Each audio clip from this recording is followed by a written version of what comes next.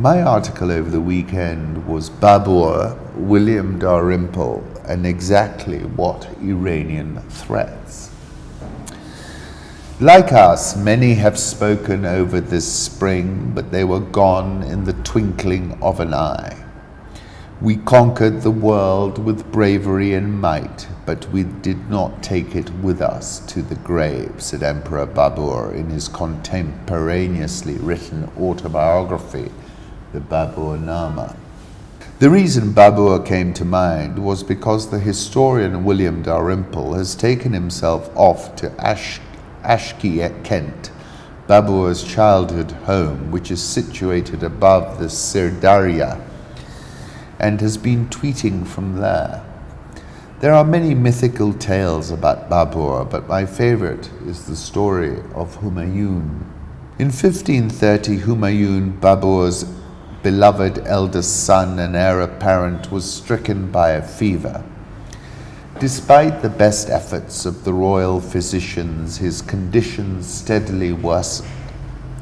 Driven to despair, Babur consulted a man of religion who told him that the remedy was to give in alms, the most valuable thing one had, and to seek cure from God. Babur is said to have replied thus: "I am the most valuable thing that Humayun possesses. Than me he has no better thing. I shall make myself a sacrifice for him. May God, the Creator, accept it." Humayun possessed a priceless diamond, they said, which could be sold and the proceeds given to the poor. Babur would not hear of it. "What value has worldly wealth?" Babur is quoted to have said, "and how can it be a redemption for Humayun? I, myself, shall be his sacrifice." He walked 3 times around Humayun's bed, praying, "O God, if a life may be exchanged for a life. I, who am Babur, I give my life and my being for a Humayun." A few minutes later he cried, "We have borne it away, we have borne it away." And sure enough, from that moment Babur began to sicken, while Humayun grew slowly well. Babur died near Agra on December the 21st, 1530. He left orders for his body to be buried in Kabul. I have digressed, but William Dalrymple then tweets, exactly what Iranian threats? The US has deployed B-52 bombers to the Middle East, the Lincoln Strike Group, and the Pentagon announced on Friday that it is deploying an amphibious assault ship and a Patriot missile battery to the Middle East to bolster an aircraft carrier force sent to counter alleged threats from Iran.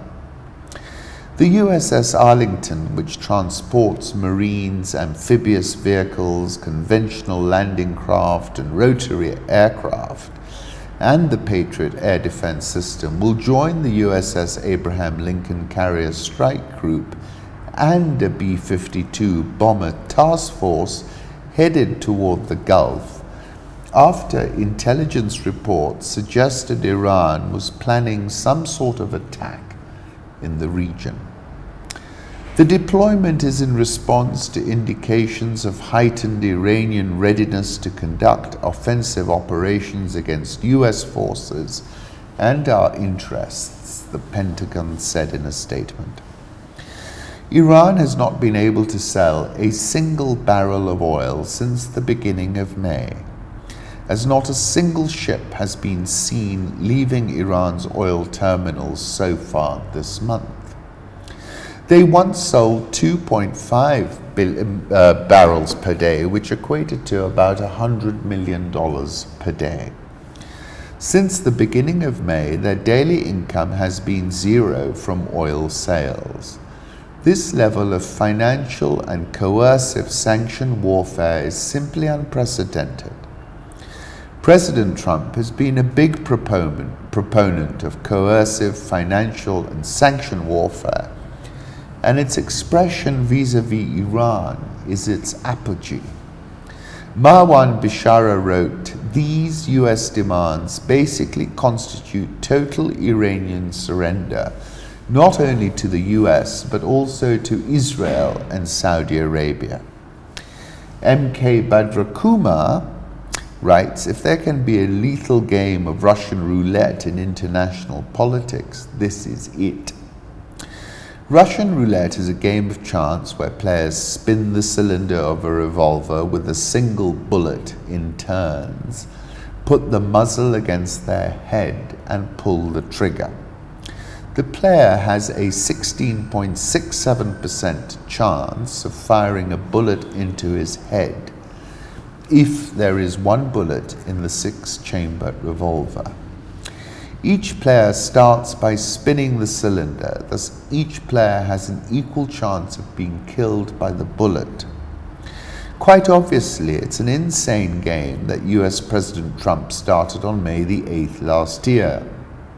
A big question can be put whether Trump himself wants another Middle Eastern war. The price of oil has surged 34.173% in 2019, and in big part because of the ratcheting higher of tensions with Iran. No number of Trump tweets will dampen down the price.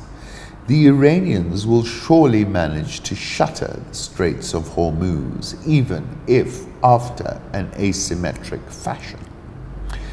What we know is this: Iran is at the Hunter S. Thompsonian edge. The edge, there is no honest way to explain it, because the only people who really know where it is are the ones who have gone over. If the US thinks Tehran will just roll over, which appears to be the case, then they are exhibiting the same deluded ideas that they exhibited a day before the peacock throne got plucked. And I concluded by saying Iran is a geopolitical bleeding edge.